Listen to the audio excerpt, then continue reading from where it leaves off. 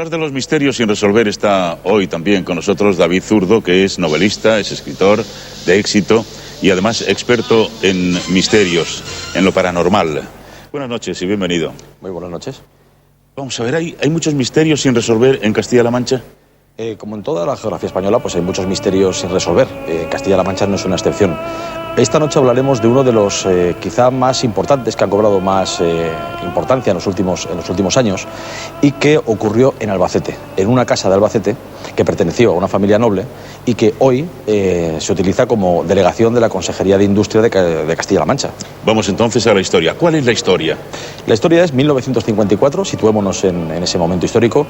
Familia noble, marquesa de Villasante, tiene una hija, 3 hijos también con los que no tiene prácticamente relación.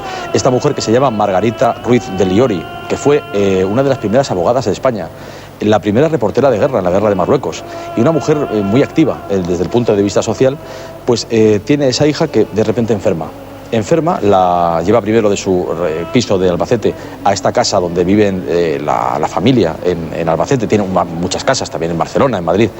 El primero la conduce allí, la chica empeora, se llama Margarita también, como la madre. Al final la acaba trayendo a Madrid y cuando está en Madrid la chica muere. Bueno, hasta ahí podríamos decir que es algo más o menos normal. Sí. Pero la policía, a petición de uno de los hijos, que ya digo que no tiene mucha relación con la familia, investiga el caso y descubre que la chica, la joven Margot, que ha muerto, ha sido terriblemente mutilada después de muerta. Le falta una mano que se encuentra dentro de una lechera en la casa. Después de muerta ha sido mutilada. Después de muerta ha sido mutilada. Pero claro, esto, así dicho, pues decir, bueno, no, ¿qué relación tiene, ¿no?, con otras cuestiones? Bueno, esta familia tenía fama en Albacete de practicar magia negra, ritos extraños con animales. También se encontraron muchas vísceras, instrumental quirúrgico en esta casona, más que palacete, que tenían en Albacete, en la calle Mayor, que hoy en día es la Consejería de Industria. Bueno, pues allí encuentran todo tipo de cosas un tanto inquietantes. Pero sobre todo, y lo más interesante, es que hay historias de 2 hombres altos, rubios, que viven en los sótanos de esa mansión, de esa casa, y que nadie sabe quiénes son. Pero cuando ocurren los hechos, escapan, desaparecen, y bueno, pues tiempo después se les relaciona con posibles médicos nazis que escaparon de la justicia de Nuremberg, ¿no? De los ¿Y juicios. quiénes eran estos médicos nazis, estos médicos nórdicos, como les conocían? Nadie lo sabe a ciencia cierta. Lo que sí es verdad es que había instrumental quirúrgico, había instrumental médico, tubos de ensayo, elementos que podían servir para hacer investigaciones posiblemente secretas. Quizá continuaron las mismas prácticas que tenían durante la Guerra Mundial, cuando en la Alemania nazi se podía practicar experimentos con humanos. Esto apareció, estamos viendo ahí unas imágenes, apareció en El Caso, ¿no? Sí, fue de hecho, no solamente apareció en El Caso, sino que el periódico El Caso, mítico, sí, tiene 2 portadas que fueron las que más se vendieron. Ahí estamos viendo El misterio de la mano cortada. Que está escrito a mano, además, por el propio director del periódico, porque no le permitió la censura de la época poner la mano de ese objeto que todo el mundo tenía en sus casas en aquel momento, con la mano cortada de Margot. Y esta portada, junto con la de Jarabo, otro crimen muy famoso, son los 2 periódicos, las dos cabeceras más vendidas del caso en toda su historia. ¿Y la policía descubrió algo? Sí, descubrió esta lechera, otros órganos de Margot extraídos, por ejemplo los ojos, la lengua, todo muy terrible, muy truculento, algo que conmocionó en los años 50, hablamos del año 54, a la sociedad. Pero estaban en lugares separados, los ojos, la lengua, la mano. Sí, guardados en diferentes lugares, en alcohol, como se puede conservar cualquier elemento que se quiera conservar. Bueno, pues esto es lo que tenía esa familia. Nunca se supo a ciencia cierta por qué lo hacían. Unos dijeron magia negra, otros que tenía que ver con estos supuestos médicos alemanes, y se habló incluso muchos años después del caso de los Ummitas de Humo. Es un caso extraterrestre, muy popular en España, en Francia también, y que bueno, no parece que tenga avisos de tener ninguna verosimilitud, pero se relacionó incluso con que podían ser seres extraterrestres. O sea, cómo la leyenda rodea a estos hechos que son terribles y que desde luego la prensa recogió como fueron. ¿Se celebró algún juicio?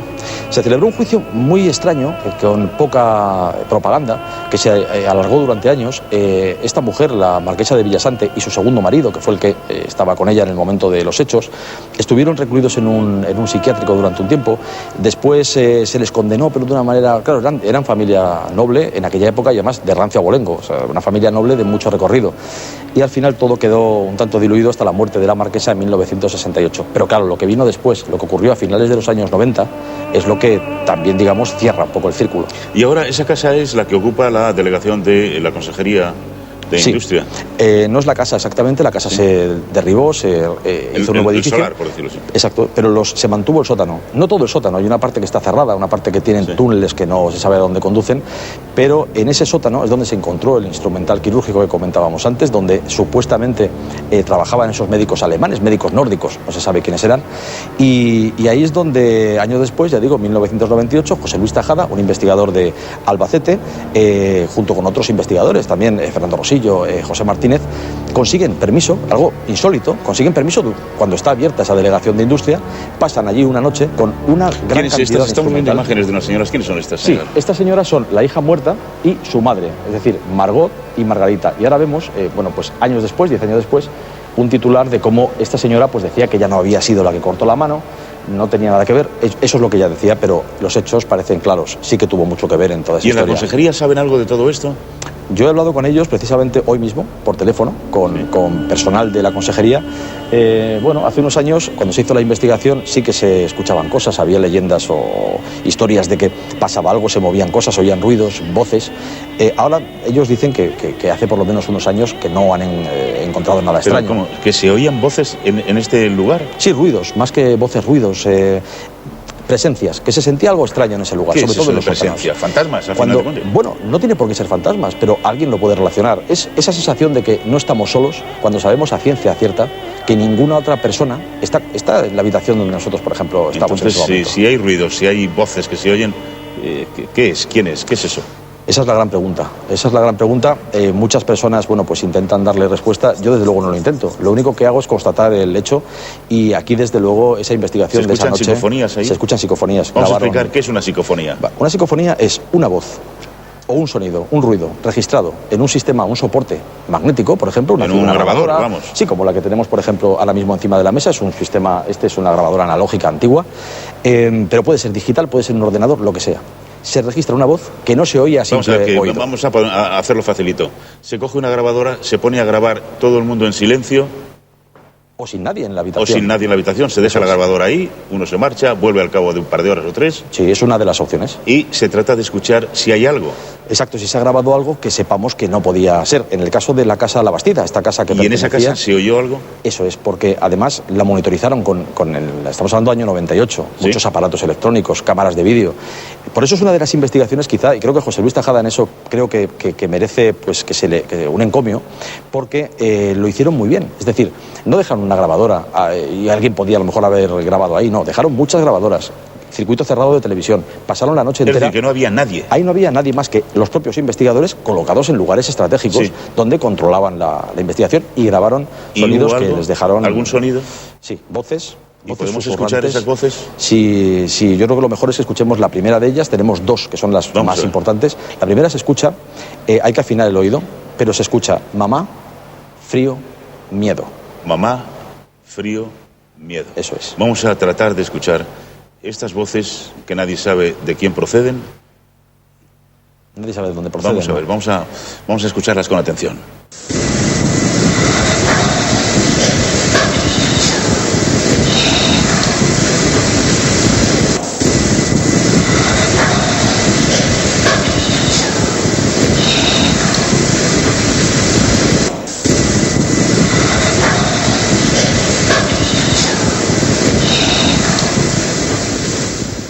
Bueno, la verdad es que bueno.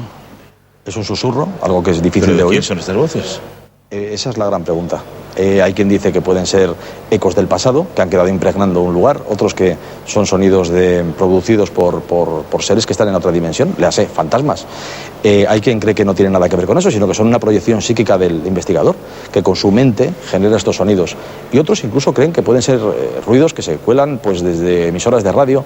Eso desde luego lo podemos descartar, porque yo en persona he hecho investigaciones con 4 grabadoras, en las que en una se grababa algo y en las otras 3 no. Los micrófonos deberían haber captado lo mismo. Sí. Con lo cual, eso desde luego no es. La explicación...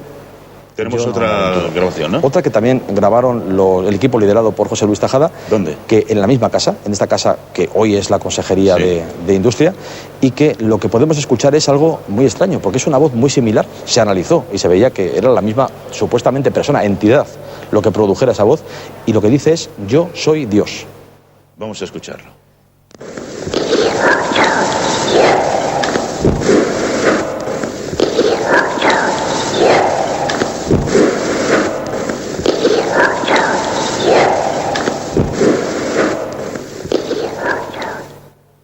esto da mucho miedo, ¿eh?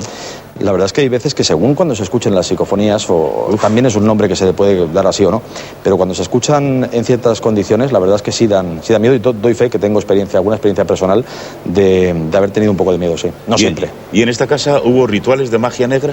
Es lo que se considera que puede ser una opción. Hay quien lo cuenta, personas que dan testimonios, sobre todo por las aficiones de la marquesa de Villasante. Que por cierto, ¿cómo acabó la marquesa de Villasante? Murió en el año 68, prácticamente en la ruina. ¿Y dónde? En Madrid. Murió en Albacete y fue enterrada en Albacete. Ella vivía en Madrid en aquellos tiempos, porque tenían, ya digo, casa en Barcelona, en Albacete, en Madrid, pero coincidió que murió precisamente en Albacete y está enterrada en un cementerio de Albacete. ¿Y la gente en Albacete sabe todo esto? Pues algunas personas sí. De hecho, algunos jóvenes de la época todavía viven y pueden dar testimonio de estas cuestiones y de cómo veían aquellos hombres altos rubios, de cómo entraban perros en esa casa que luego no salían. Es decir, que algo raro estaba pasando. Perros que entraban y no salían. Sí. ¿Y se supo algo más? ¿Se ha sabido algo más de estos médicos nórdicos? Se ha investigado y la teoría más probable, quizá históricamente, es que pudieron ser esos nazis refugiados en España. Es algo que ocurrió más de una vez y que al final acabaron huyendo de la justicia y acabaron posiblemente en Canadá. Algunas fuentes dicen que regresaron a España a posteriori. Bueno, ya digo, el refugio de nazis en España es algo que ocurrió, se sabe históricamente. Por ejemplo, Otto Skorzeny, el famoso líder de las SS, puede ser que fueran médicos alemanes huidos, ya digo, de la justicia, porque en realidad no se sabe quiénes eran, pero sí que corresponden con el perfil de esas personas que, bueno, por su aspecto físico y también por cómo se ocultaban en el sótano, cómo además la marquesa había sido... Existe también la historia de que pudo ser espía doble, en la guerra civil, en la guerra del Rif, en varios lugares. Bueno, pues posiblemente ella perteneció a alguna de esas organizaciones en las que se sacaba a nazis para, bueno, que iban a ser condenados y que se traían a España para que pudieran seguir viviendo. Pues yo no sé, pero si yo viviera en Albacete y mañana tengo que pasar por delante de la casa, sí que me quedaría un rato mirando la casa y pensando en todo esto que nos acaba de contar David Zurdo. Porque, bueno, pues...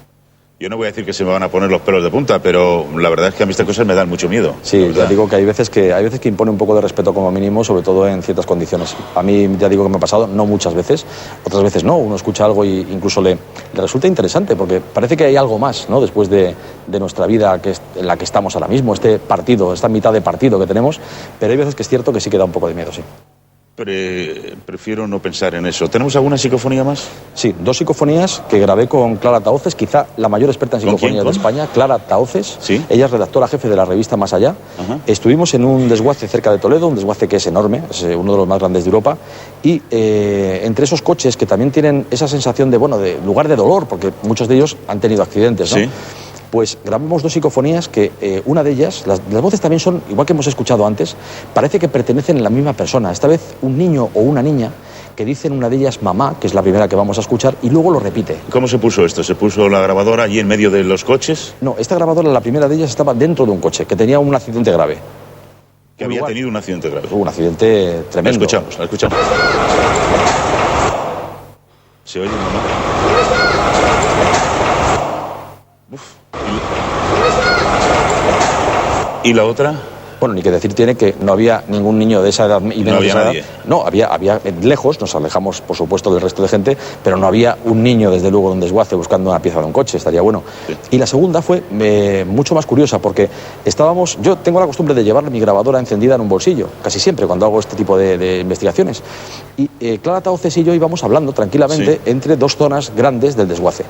Como la grabadora era invierno, dentro del abrigo, a nosotros se nos oye atenuados, prácticamente no se entiende lo que estamos diciendo. Ajá. Y de repente se cuela una voz que suena muy parecida a la anterior, pero que es aún más inquietante porque amplía el mensaje. Ya no es mamá, sino mamá, ¿dónde estás? Vamos a oírlo.